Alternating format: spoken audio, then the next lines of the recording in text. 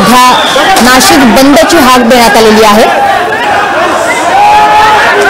तर नाशिकमध्ये सध्या नाशिक बंदची हाक दिल्यानंतर दोन गटांमध्ये वाद झाल्याचं समोर आलेलं आहे आणि पोलीस प्रशासनाकडून आता जमावाला रोखण्याचा प्रयत्न केला जातोय।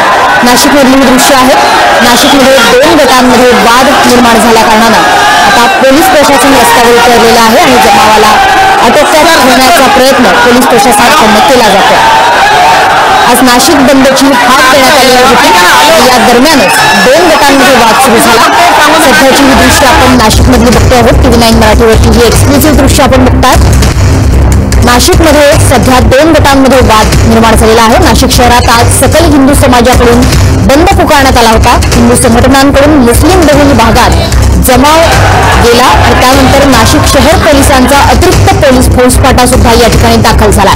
शहरातील जुने नाशिक परिसरात काही काळ तणावाचं वातावरण निर्माण झालंय। परिस्थिती नियंत्रणात असल्याची पोलिसांकडून माहिती मिळते।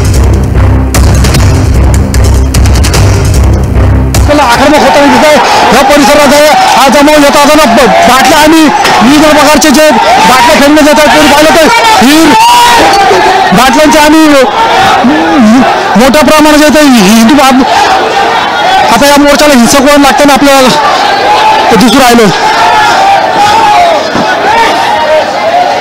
तर नाशिकमध्ये आज सकल हिंदू समाजाचा बंद पुकारण्यात आला होता।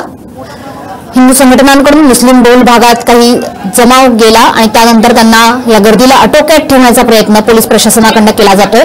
आपले प्रतिनिधी चंदन पुजाधिकारी सध्या आपल्या सोबत जोडले जात आहेत। चंदन, नेमकी काय परिस्थिती आहे? नाशिकमध्ये तणावपूर्ण वातावरण असल्याचं चित्र दिसतंय। सकल हिंदू समाजाच्या वतीनं आज नाशिक शहर